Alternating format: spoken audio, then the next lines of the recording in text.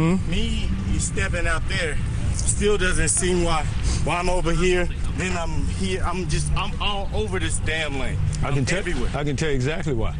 Because if you don't get enough block clearance, what you do is you shorten this next step.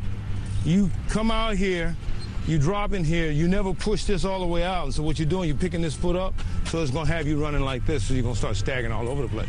Sweep and take your time. Push, open up. Instead of trying to go for quickness, go for power and distance. When you start well, you bam, bam, bam, bam, you're all over there. It's a mixture of your frequency along with your stride length.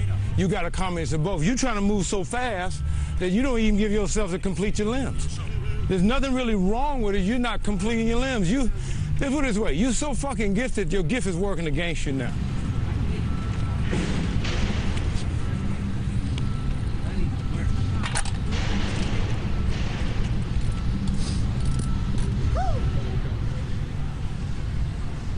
Set. Hup. That was much better. Well, it's much better. See, what you got to do is just get your timing back. You're trying to sprint before your timing is back. And that's why you're all over the place, because you're missing the ground. Set. Hup.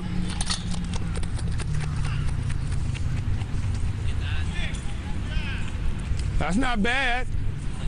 Now, I want you to go back there again, do the same thing, except just pick your feet up in that position. See, you're on the edge. You're right there. It ain't just you backing up.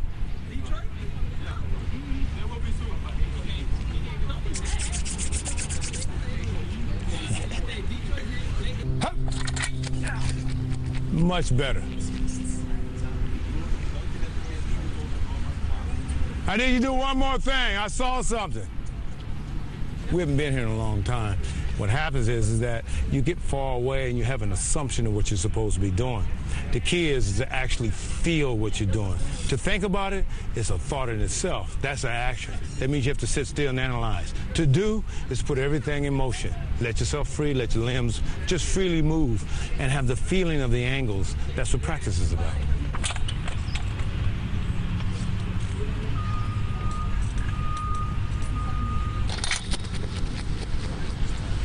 Yeah, it's all right. I'm glad we back, because this is when we're strong. We take nothing for granted. We're just going right back down to the basics and tear this baby apart, put it back together, and we got a brand new operating. Good job today. Good work.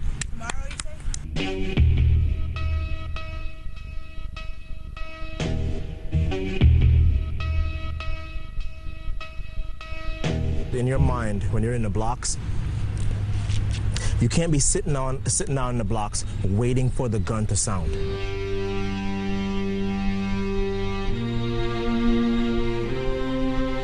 Now, you hear people say anticipate, you hear people say guess the gun. I don't know which one is true, but the reality is when you get up into your set position, you know that the next thing you hear is going to release you. But you're not waiting for this thing to go, oh, the gun, oh, now I move. It's like anything is going to release you.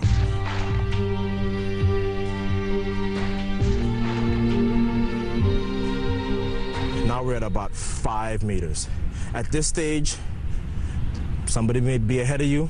You may be ahead of the field. It doesn't matter. Regardless of what anybody else in any other lane does, you're going to stick to your script because you can't control what's going on in those lanes. So at this stage, your head's still down. We've only gone about 7 meters so far.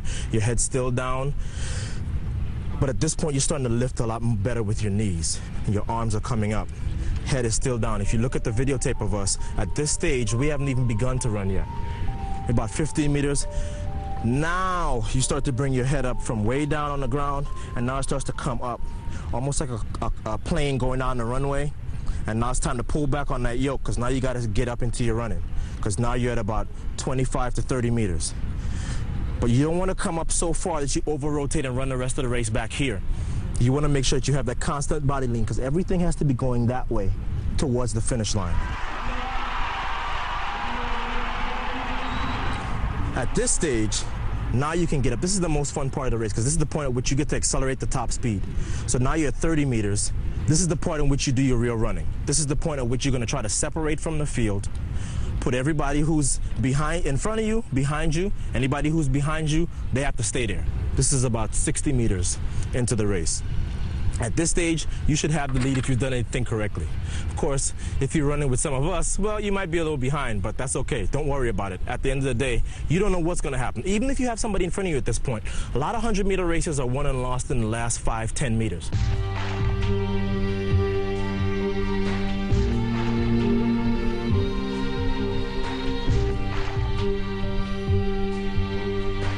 We're in the last 15 meters now. All you can do at this stage is what we call hold what you've got.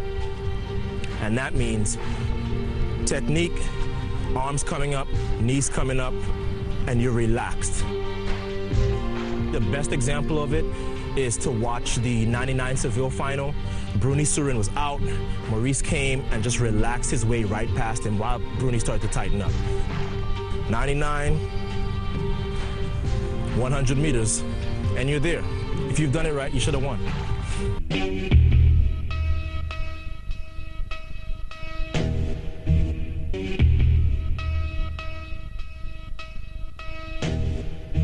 This is my baby. I love this race. Yo, I just don't understand. Lately, it seems like... In the 200, I think there's a lot of room for correction if you make mistakes. But I think one of the best races that I've ever had in life was in Seville at World Championships. I had a good reaction, but I did have a little bit of a stumble. And for me, reaction time is natural. In the 200, it's all about conservation of energy. I think you need to know how to distribute your energy very well, and that starts right here at the start.